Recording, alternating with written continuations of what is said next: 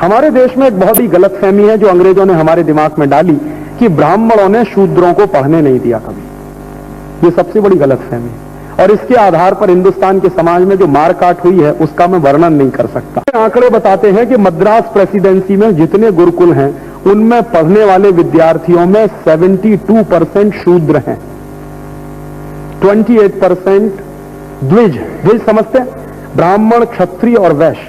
तो ब्राह्मण, क्षत्रिय, वैश्य हैं 28% और शूद्र हैं 72%। लड़कियों की क्या स्थिति है? 100% लिटरेसी है लड़कियों में। कोई भी लड़की को घर में नहीं बिठाया जाता, स्कूल जाना ही पड़ता है उसको पढ़ने। और कभी कोई लड़की की ऐसी स्थिति है कि वो स्कूल नहीं जा सकती तो गुरुकुल का अध्यापक घर आता है उसको पढ़ाने के लिए। ये सिस्टम है पूरे मद्रास प्रेसिडेंसी, ये वो लिख रहा है। और वो कह रहा है कि शूद्रों का प्रतिशत इसलिए ज्यादा है पढ़ाई में क्योंकि हिंदुस्तानी समाज में वो सबसे ज्यादा स्किल्ड लोग हैं जिनको हम शूद्र कहते हैं, सबसे ज्यादा स्किल्ड। जितनी टेक्नोलॉजी है वो सब उन्हीं के कब्जे में है। ये शूद्र ही है जो स्टील बनाते हैं, ये शूद्र ही है जो घड़े बनाते हैं, ये शूद्र ही है जो बर्तन बनाते हैं, ये शूद्र ही है जो कपड़ा बनाते हैं, ये शूद्र ही है जो जीवन जरूरत की सारी चीजें बनाते हैं। तो जितनी टेक्नोलॉजी है वो उनके पास है। और वो खुद लिख रहा है कि सिस्टम इतना अच्छा है कि टेक्नोलॉजी का ट्रांसफर तुरंत होता, उसमें समय नहीं लगता।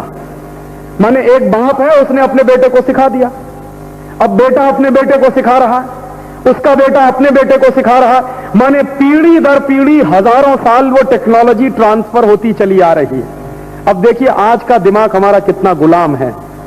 मैं ये मजाक के लिए नहीं कह रहा हूं, गंभीरता से कह रहा हूं कि उस जमाने में जो आदमी किसी काम में लगा है तो पूरे परिवार के साथ लगा है। अगर कोई स्टील बना रहा है तो उसका पूरा परिवार स्टील प्रोडक्शन में लगा हुआ है।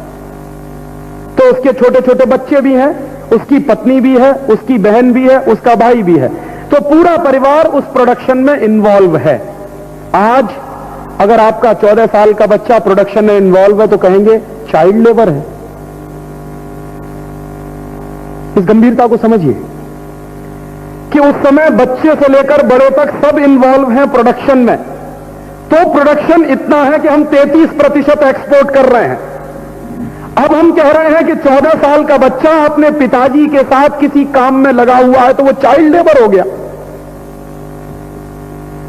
तो आपने क्या किया कि उसको चाइल्ड लेबर डिक्लेयर करके जो टेक्नोलॉजी ट्रांसफर होने वाली थी उसको तोड़ दिया बीच में से। और कहां ले जाके पटक दिया आपने? किसी अंग्रेजियत के स्कूल में जहां वो ऐसी कोई टेक्नोलॉजी सीखने वाला नहीं, कभी नहीं, जीवन में नहीं। तो हमने क्या किया, अंग्रेजों ने क्या किया कि ये जो टेक्नोलॉजी का ट्रांसफर हो रहा था एक पीढ़ी से दूसरी, दूसरी से तीसरी, उसको तोड़ दिया एक कानून बनाकर। और वही कानून हिंदुस्तान की सरकार आज भी चला रही है इस देश में चाइल्ड लेबर के नाम पर। रोज टेलीविजन पे एडवर्टाइजमेंट आता। अब आप सोचिए कि यूरोप में मैंने मेरी आंखों से देखा है 14 साल के बच्चे अखबार बेचते हैं, 12 साल के बच्चे अखबार बेचते हैं।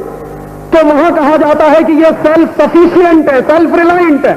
मेरे देश में 14 साल का बच्चा काम करके रोटी कमा रहा तो कहते हैं चाइल्ड लेबर है। ये है मानसिक गुलामी, ये है अंग्रेजियत की गुलामी। और ऐसे ही तोड़ा था उसने हमारे देश के गुरुकुलों से चलने वाले एजुकेशन सिस्टम को। और उस एजुकेशन सिस्टम को तोड़ने में जो सबसे बड़ी सफलता मिली मैकॉले को, वो एक कानून के आधार पर मिली। उस कानून का नाम है इंडियन एजुकेशन एक्ट। उसके आधार पर उसने क्या किया, यूनिवर्सिटीज बनवाई और उन यूनिवर्सिटीज को मान्यता दी गई।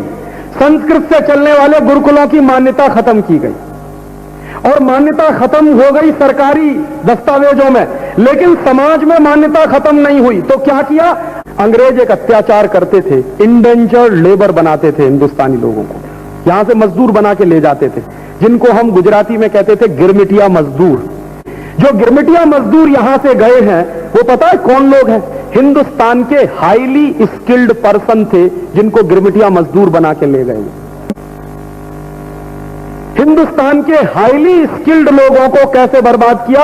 या तो वो ले गए मजदूर बना के और वहां जोत दिया उनको खेत में हल के साथ, खेत में जोता जाता था हल के साथ। गांधी जी जब देखने गए थे डरबन के आश्रम में तो उनको आश्चर्य हुआ था कि आदमी खेत में हल चलाता, ऐसे ही जैसे बैल के कंधे पे हल रखा होता। और दूसरा काम क्या किया था अंग्रेजों ने कि हिंदुस्तान के हाईली स्किल्ड पर्सन्स को जो बनाते थे इतना बेहतरीन कपड़ा कि एक छोटे से रिंग में से पार निकल जाता था पूरा थान, ऐसे लोगों के हाथ काट दिए थे, अंगूठे काट दिए थे। यही सब किया था मैकॉले ने और मैकॉले के पहले के अधिकारियों ने। ऐसे बर्बाद किया है इस देश को। और स्किल्ड पर्सन्स को बर्बाद करने के लिए उसने कानून बना के लागू करवा दिया और पूरा सिस्टम उसने सत्यानाश कर दिया। तो राम जब इसको बहुत विस्तार से समझाते हैं तब भरत कहते हैं क्षमा करना भाई, मुझे ये समझ में नहीं आता था, अब पता चल गया है कि पुरोहित राज्य व्यवस्था के अर्थ को संभालते हैं, इसलिए वो भी आचार्य और गुरु के समकक्ष है। तो राम कहते हैं कि देखो कभी कभी ऐसा हो जाए कि गुरुओं का सम्मान कुछ कम हो, आचार्यों का कम हो या किसी का, लेकिन पुरोहितों का कम नहीं होने देना कभी, क्योंकि ये है तो राज्य की अर्थव्यवस्था है।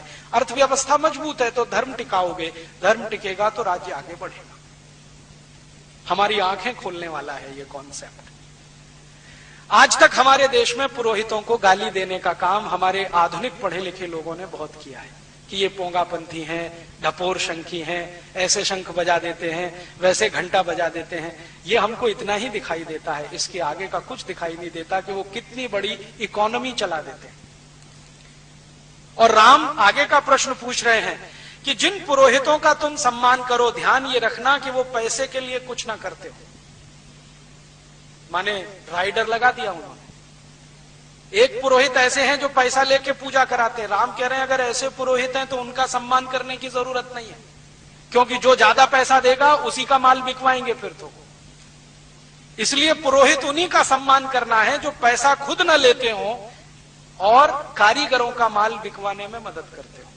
तो बिना पैसे लिए जो पूजा कराए वो पुरोहित है, पैसे लेकर जो कराए राम उसको अच्छा नहीं मानते। तो अगला ही प्रश्न वो कहते हैं कि क्या तुम्हारे राज्य के पुरोहित पैसा लेके पूजा कराते हैं? अगर कराते हैं तो उनको किनारे रखो। तो भरत कह रहे हैं कि हाँ, मैं अभी लौटकर ऐसी ही व्यवस्था करूंगा कि वो बिना पैसे की पूजा कराएं। तो राम कहते हैं कि पुरोहित को तो, अब वो पुरोहित के लिए कह रहे हैं, पुरोहित को तो जिस घर में पूजा करानी है वहां का पानी भी ग्रहण नहीं करना चाहिए, क्योंकि जो बड़ा काम वो करने जा रहा है अगर उस घर का पानी ही पीने लगे, खाना ही खाने लगे तो लालच भाव आएगा और वो अपनी पुरोहिताई से च्युत हो जाएगा। अब जरा इसको समझें थोड़े विस्तार में कि पुरोहित अगर पूजा करवाने वाले के घर खाना ना खाए, पानी ना पिए, अंग्रेजों ने इसी को प्रचार किया कि ये छुआछूत मचाते हैं, पानी भी नहीं पीते उसके घर का।